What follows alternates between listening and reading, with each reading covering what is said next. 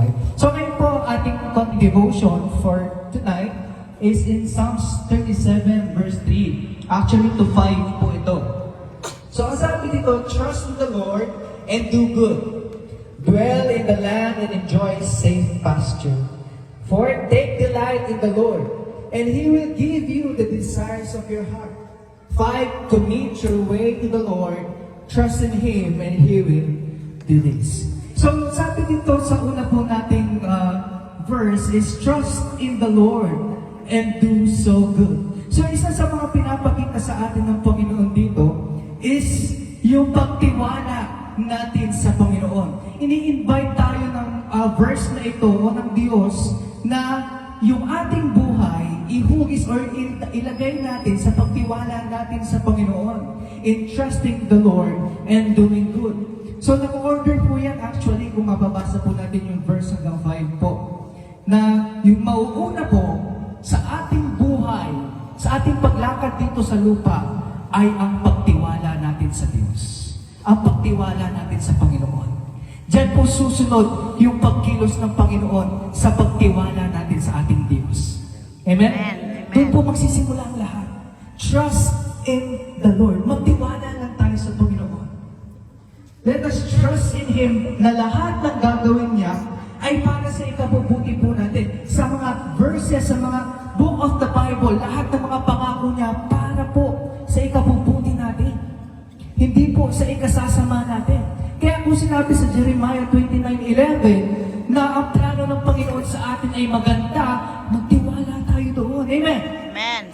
Kung sinabi ng Diyos na nandito ang Panginoon para tayo ay magkaroon ng buhay na ganap at kasiyasiya, maniwala tayo doon. Kasi yun ang sinasabi ng Diyos. Magtiwala tayo doon. And trusting the Lord, syempre, mas magkikita natin yung bigat ng pagtiwala sa Panginoon, hindi lamang sa tuwing tayo ay masaya. Sa tuwing marami tayong mga nakukuhang pera. Kung hindi sa gitna ng mga pagsubok, gitna ng mga trials and tribulation, doon makikita yung pagtiwala natin sa Panginoon. Amen? Amen. At doon yung makikita kung paano kikilos ang Panginoon sa gitna ng mga trials, tribulations, yung pagkilos ng Panginoon kung gaano siya kabuti. Na kung paano ka ginay, kung paano ka nakatayo pa rin hanggang ngayon. At nabubuhay dito sa lupa. Minsan kasi, we focus tayo masyado sa mga problems, tribulations, and we forgot to trust in the Lord in the midst of those trials and tribulations. We question God, Lord, bakit nangyayari sa akin ito? Pero hindi natin nakikita yung mga nakatago ng blessings in those trials and tribulations. Na yun pala ay ibinigay ng Panginoon para mas lalo tayong tumibay.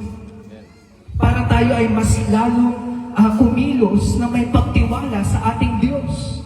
Na makita natin na kailangan natin ng Diyos sa buhay po natin.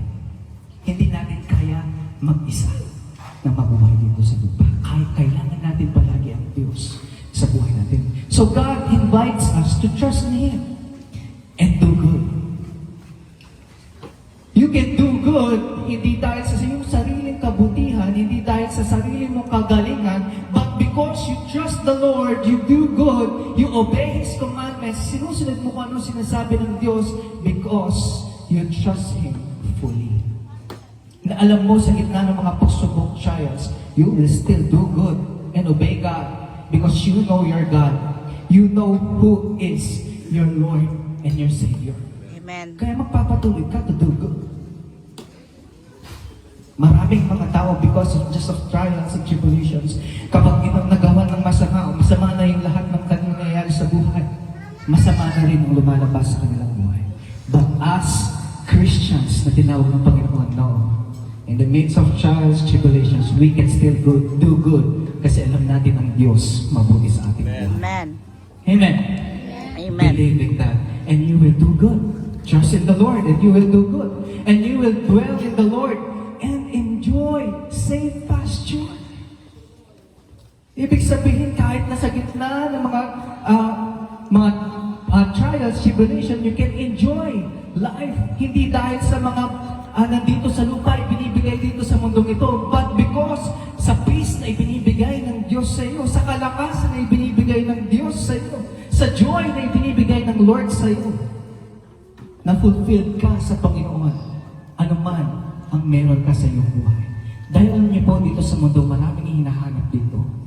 Ipipressure at ipipressure tayo ng mundo nito. But with God, He is saying that you are already perfect. Tinanggap kita kahit na makasalanan ka. Romans chapter 5. Verse 10. So, sa Panginoon po, you can have total peace and enjoy God's safe pasture. Ang pasture po, yung daanan. Ang daanan natin dito sa lupa, minsan talaga magulo. Minsan mahirap. Pero you can enjoy it with the Lord. When you dwell, kapag ikaw ay nananahan sa presensya ng Panginoon. Kasi alam mo, sa gitna ng kadiliman, kasama ka ng Panginoon at sasamahan ka ng Diyos. He will never leave you nor forsake you. And you will have joy na hindi kayang ibigay ng mundo. Maraming pwedeng ibigay ang mundo na ito ng kaligayahan, pero it's only temporary. Meron pa rin void dyan sa puso natin. Pero with God, it is fulfillment. Pupunuin ka dyan ng pag-ibig, ng kapayapaan. Yun yung kailangan natin sa ating buhay. Ano magpunuin? Pilit natin punuin sa sarili nating pag-iisip o karunungan, it will not satisfy us. Ang makakapag-satisfy lang sa atin ay ang presensya ng Panginoon sa ating buhay. Amen. Amen? Amen. Wala nang iba. At kapag satisfied ka na sa Panginoon, wala ka nang hinahanap pa dito sa mundong ito, you will enjoy your life, your safe pasture here on earth, sa gitna ng mga pagsubok, trials, and tribulation. Bakit? Alam mo, kasama mo ang Panginoon sa lahat ng oras at pagkakataon, and that is enough sa buhay natin. Amen. That is so good po na meron tayong Diyos na mapagkakatiwalaan sa gitna ng mga bagay. You see, hindi hinahanap sa atin yung perfection. Yung kailangan maging perfect ka muna bago lumapit ka sa Panginoon. No.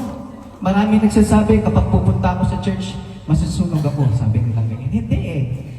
Ang church po ay lugar ng mga makasalanan na pinatawad lamang ng Panginoon. There is no perfect. Maging po, kami na nagsasalita dito, we are not perfect. But we trust on the Lord that He is good at gagamitin niya tayo even we have imperfections in our life. Hindi hinihingi ng Panginoon yung perfection natin. Hinihingi niya yung puso natin. Yung pagpapakumbaba natin sa Kanya na hindi natin kaya ito mag-isa at kailangan natin ng Diyos sa buhay po natin. Amen. Kasi sinabi ng Diyos, yet while we are sinners, Christ died for us. Kahit na tayo ay makasalanan pa, ibinigay ng Diyos sa buhay niya para sa atin. Hindi niya hinintay na maging perfect muna tayo. Kung sino ka at ano ka ngayon, ibinigay ng Diyos sa buhay niya para sa iyo, para ikaw ay makaroon ng kaligtasan sa Diyos. Magkaroon ng safe pasture sa mundo ito. And that is the goodness of the Lord. Kaya kung tutuloy po natin yung verse, sabi, take delight in the Lord. Magalak ka sa Panginoon. Kasi alam mo, mabuti ang Diyos. Amen? And He will give you the desires of your heart. At ibibigay ng Panginoon ang desire ng puso natin. Bakit kaya inuuna muna ng Lord? Sabi niya, take delight muna tayo sa Panginoon. Magtiwala muna tayo sa Panginoon. Mag-trust muna tayo sa Panginoon. Because when you delight in the Lord, kapag inuna mo ang Panginoon, ang sabi, seeking first the kingdom of God, and all these things shall be added unto you. Kapag inuna mo ang Panginoon, kapag sinip mo ang Panginoon, your desires will change. Yung desire mo na nandito sa mundo, maraming kagustuhan dito sa mundo, it will change na yung desire mo, magiging desire din ng Panginoon. At kapag yung desire mo, pareha sa desire ng Panginoon, He will grant the desires of your heart. Amen. Gagawin niya at gagawin niya. Dahil alam niya yung puso natin sa tamang lugar. Hindi ito para sa ating sarili, hindi para ito sa pagtaas ng ating sariling karunungan or position, but it is because of the Lord. Kapag ang ating desires aligned with the Lord, aligned sa Panginoon, it is surely that God will grant the desires of our hearts. Amen. Sigurado po yun. Kaya sabi niya, take delight, magalak ka sa Panginoon. Kasi kapag ikaw ay nagagalak sa Panginoon, ibig sabihin, yung kalooban ng Diyos, kalooban mo din masaya ka sa will ng Panginoon. Kaya gagawin niya at gagawin niya kung ano yung nasa puso niyo because you have the same will na sa Panginoon. Kaya, after noon, sabi niya, commit your way to the Lord. Trust in Him and He will do this.